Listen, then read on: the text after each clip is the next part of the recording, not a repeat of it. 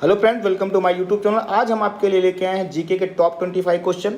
आप हमारे साथ ही वीडियो में प्रैक्टिस करते चलिए और कमेंट सेक्शन में लास्ट में बताइए कि इस 25 क्वेश्चंस में आपके कितने क्वेश्चन करेक्ट हुए।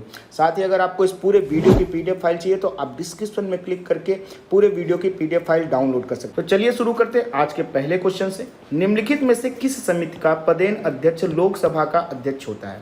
आपके ऑप्शन है नियम समिति, लोक लेखा समिति, विशेषाधिकार समिति या प्राक्कलन समिति। तो इसका सही उत्तर क्या होगा? इसका सही उत्तर होगा नियम समिति। अगले प्रश्न की तरफ बढ़ते हैं। राज्य लोक सेवा आयोग के सदस्यों की नियुक्ति कौन करता है? आपके ऑप्शन है राज्यपाल, राष्ट्रपति, प्रधानमंत्री या मुख्यमंत्री। तो इसका सही उत्तर होगा राज्यपाल। हाँ, लेकिन अगर की नियुक्ति अगर इसको सस्पेंड करना हो तो कौन करेगा? तब राष्ट्रपति करेगा। जब इनको सस्पेंड करना हो या इनको निकालना हो तो निकालेगा राष्ट्रपति। भारत में वित्त आयोग के सदस्यों की नियुक्ति किसके द्वारा की जाती है? आपके पास ऑप्शन है भारत का मुख्य न्यायाधीश, राष्ट्रपति, प्रधानमंत्री या लोकसभा। तो इसका सही उत्तर होगा राष्ट्रपति। वित्त आयोग का आर्टिकल कौन सा है? वित्त आयोग का आर्टिकल है आपका 280। राज्यसभा कब भंग होती है? 4 साल बाद, 6 साल बाद, संकट काल में या कभी नहीं। तो इसका सही उत्तर होगा कभी नहीं। राज्यसभा निरंतर चलने वाली सदा है। इसके 1/3 सदस्य हर 2 साल में क्या हो जाते हैं? रिटायर हो जाते हैं। ये कभी भंग नहीं होती। भारत में मंत्रिपरिषद सामूहिक रूप से किसके प्रति उत्तरदायी हैं? लोकसभा के, संसद के, राष्ट्रपति के या राज्यसभा के। तो इसका सही उत्तर होगा लोकसभा। आर्टिकल कौन सा है जिसमें दिया हुआ? आर्टिकल है आपका 75। अगला प्रश्न है, जर्मनी का एकीकरण कब पूरा हुआ था? ऑप्शन है 1849 में, 1890 में, 1870 में या 1871 में। तो इसका सही उत्तर होगा 1871। जर्मनी और इटली दोनों का एकीकरण एक ही साथ कंप्लीट हुआ था 1871 में। यूनिफिकेशन ऑफ जर्मनी और इटली। अप्रैल थीसिस किसने तैयार की थी? कार्ल मार्क्स ने, ट्राटस्की ने, लेनिन ने या स्टालिन ने। तो इसका सही उत्तर होगा लेनिन। नई आर्थिक नीति जिसको बोलते हैं एनईपी का जन्मदाता कौन था? कार्ल मार्क्स था, स्टालिन था, लेनिन था या ट्राटस्की था। तो इसका सही उत्तर होगा लेनिन। भारत में अंग्रेजी शिक्षा की शुरुआत किसने की थी? मैकाले ने, कर्जन ने, डलहौजी ने या कॉर्नवालिस ने। तो इसका सही उत्तर होगा मैकाले के द्वारा।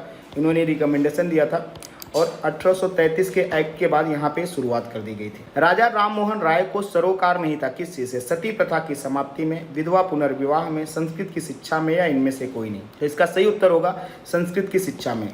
एक्चुअल में राजा राममोहन राय चाहते थे कि लोगों को इंग्लिश शिक्षा भी मिले ताकि पश्चिमी देशों के साथ हमारी सभ्यता अच्छे से समन्वय बना सके। जलियांवाला बाग हत्याकांड के लिए कौन सा जनरल उत्तरदायी था? General William Bentinck, general Mountbatten, general Dyer या जनरल डलहौजी। तो इसका सही उत्तर होगा जनरल डायर। कब हुआ था? 13 अप्रैल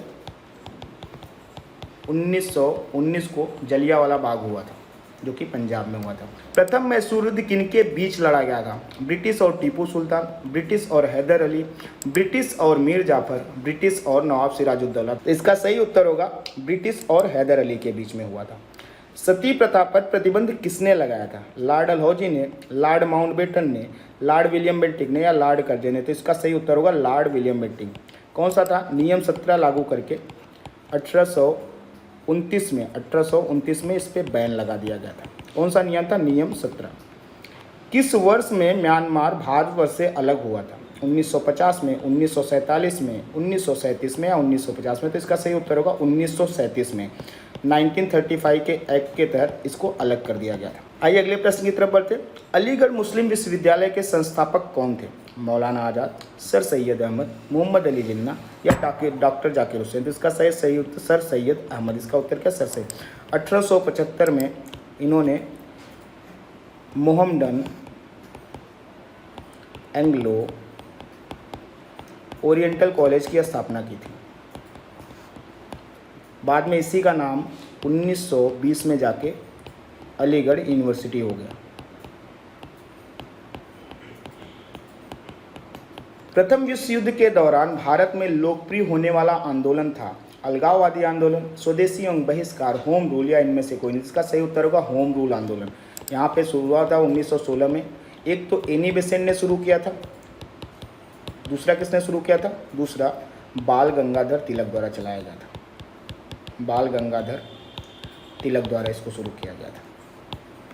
सिंधु घाटी के लोग विश्वास करते थे मातृशक्ति में, कर्मकांड में, आत्मा में या इनमें से कोई नहीं। तो इसका सही उत्तर होगा मातृशक्ति से। यहाँ बहुत सारी मातृदेवी की मूर्तियाँ मिली, इसलिए माना जाता है कि मातृदेवी में विश्वास करते थे। निम्नलिखित में से किस फसल का ज्ञान वैदिक काल के लोगों को नहीं था? चावल का, गेहूं का, तंबाकू का या सभी? तो ये सही उत्तर होगा तंबाकू। तंबाकू कब भारत आए थे? पुर्तगाली लेके आए थे भारत। किसके काल में? जहांगीर के काल में। और इसने बैन भी लगवा दिया था, बाद में फिर से ओपन हो गया था। वैदिक गणित का महत्वपूर्ण अंग है उपनिषद, अथर्ववेद, शूल सूत्र या शतपथ ब्राह्मण? तो इसका सही उत्तर होगा शूल सूत्र। शूल सूत्र में वैदिक गणित की वेदियां बनाने के लिए, यज्ञ वेदियां बनाने के लिए इसका उल्लेख है। किस वेद में प्राचीन वैदिक युग की संस्कृति के बारे में सूचना दी गई है? ऋग्वेद में, सामवेद में, अथर्ववेद में या इनमें से कोई नहीं? तो प्राचीन वैदिक युग हमें ऋग्वेद में मिलता है, सबसे प्राचीनतम वेद हमारा माना जाता है इसके लिए।